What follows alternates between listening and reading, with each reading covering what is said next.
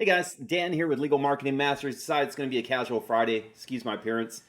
So I want to talk to you guys about sales intake today, and I'm just going to give you some general sales strategies for if you have a sales team. If you don't have a sales team, you can implement these yourself. If you're doing your own onboarding and bringing in cases, that's fine. You can still use these tricks.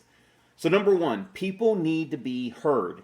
If they don't feel like they're being heard, there's going to be tension between you. If they say something that you don't agree with, it's okay to disagree with them, but you need to let them know that they've been heard first. So let's just do an example off the top. I haven't planned this out, I'm just winging it. So let's say they say, hey, I need a guarantee that you're going to win my case because I can't afford X retainer without winning. You don't want to counter with, I can't do that. That's not possible. You don't want that to be the first thing out of your mouth. You want to say, hey, I get it. $1,000 retainer, a $10,000 retainer, a $50,000 retainer is a lot of money. I totally understand. And then ask them for some clarification. Make sure you understand where they're coming from before you respond. Slow yourself down, or have your sales team slow themselves down. So you want to ask them like, hey, I'm just curious because everyone's going to charge a similar retainer. What is it about the $1,000 that really makes this hard for you? Are you just having some kind of financial hardship right now? Is it just not in the budget? Do you not have it saved up? What's going on? Because if they don't have the money, if they're like, I don't have $1,000, I got to call my uncle and see if I can borrow it from him, and I got to go take out a loan from a payday loan, you could just disqualify them right there. Move on. There's no point in wasting your breath. So you did two things there. One, you understood where they're coming from, so you could figure out like, hey, are they actually a qualified client? And then number two, you help them know that you heard them because you're talking about what they said before you jump into an automatic assume like, I know what's going on.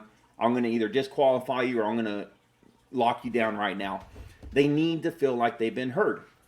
So number two, after you do that, let's say we're going to use this $1,000 person for the whole role play, if you would. So let's say the role play person is saying, hey, I got the $1,000. It's just a big, man, it's going to cost me everything I have. I only have $1,100 in my checking. I'll be fine. I get paid next week. Like I could afford it. It's just really going to make me like tight on my budget. So it's a big investment. I want to make sure I'm getting my money's worth. That's cool. That's a legitimate concern. So what they're really telling you is, I'm not sure if I trust your practice over any other practice out there to win this case for me. So what you need to do is they're asking for value. They're not asking you to discount the price. They're not asking you to negotiate. They're asking for value. You need to bring $1,000 worth of value to the table right now. How you do that is specific to your legal industry. So you might ask them like, what kind of results are you hoping for? What do you want? And see how realistic they're being. And it's okay to bring them back down to earth and make sure they know what's realistic. But while you're doing that, you're also creating value. You might say, hey, we got a top 40 under 40 here that I get assigned to this case, or our law firm has won this many cases. We got a really good track record compared to the competition. Or, hey, there's a reason we have a caseload of 10,000 cases right now. People trust us. They know we win cases. It's what we do. However, you're allowed to, and I haven't done sales for a legal team before, so forgive me if you're not allowed to say that. Just give me a pass here. But you get the idea. You get the concept. The last thing you want to do is someone if money's tight, because that's usually going to be the pain point for almost anybody in any kind of purchase, whether it's in a law firm or anything else, especially if you're asking for a big retainer. And that's a lot of money for most people, like a huge retainer or a huge hourly billable rate.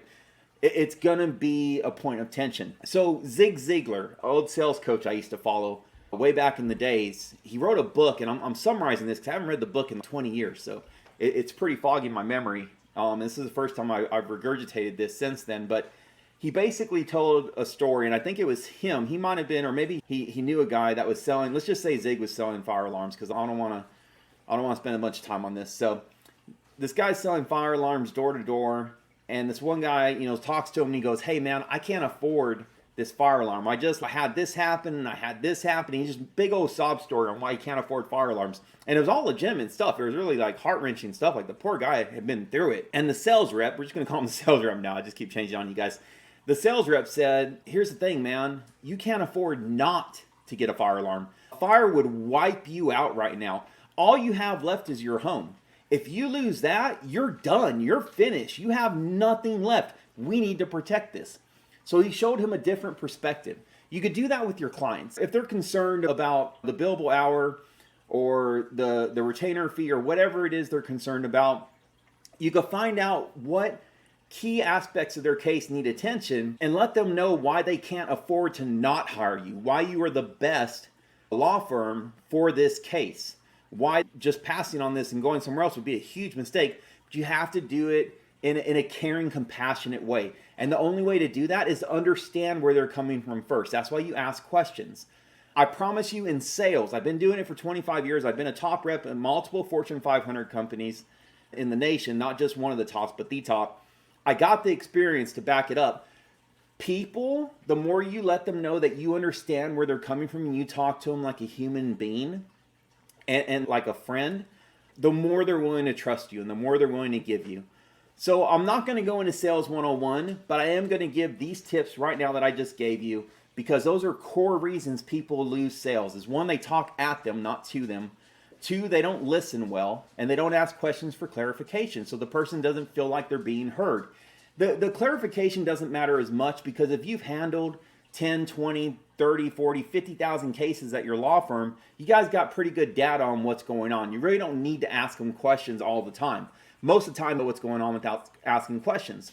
So don't think that the questions are for you necessarily. They are, because there's going to be sideballs. People are weird. Humans aren't predictable, not 100% of the time at least.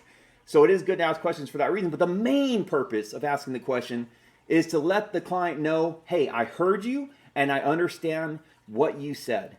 That is the main purpose. They feel like they're not being heard. Anything you say is going to go right over their heads, because all they're thinking is he doesn't understand or she doesn't understand. That's all they can focus on. They can't focus on moving forward. So you'll see them repeat themselves 2 or 3 times, and you might be over here, your sales reps might be over here thinking, why do they keep repeating themselves?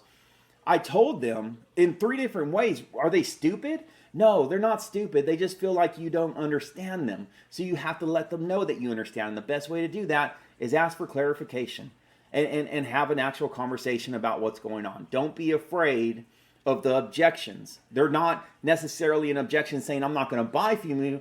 They're an objection saying, hey, I feel uncomfortable about this. Can you make me feel more comfortable? And that is key. The more you keep open communication with the client, the more likely you are to get that case. The minute communication shuts down and I'm talking at you and you're talking at me, we're done. We might as well move on, because we're wasting each other's time. Unless one of us pulls some kind of miracle and redirects the conversation, which almost never happens. Been in sales long enough to know that almost never happens. So that's really it, guys. Just a quick little sales tip on why I see the majority of sales fail when they don't need to fail. These are qualified deals that could be closed that don't get closed. It's because of a lack of good communication, a lack of understanding, a lack of process. If you need anything else, hit me up anytime. I love to talk about sales. I'll do it on my free time. You don't have to use my business, Legal Marketing Masters, to do your Google ad management for you, although that is all. We don't do consulting. We don't build websites. We don't do SEO. We just do pay-per-click for law firms, because we're really good at it. It's what we specialize in. But if you do need anything to talk about sales, just hit me up. I'm free. We'll chat. Otherwise, hope your business keeps growing. Hope you make more money than you could ever imagine. Have a great day.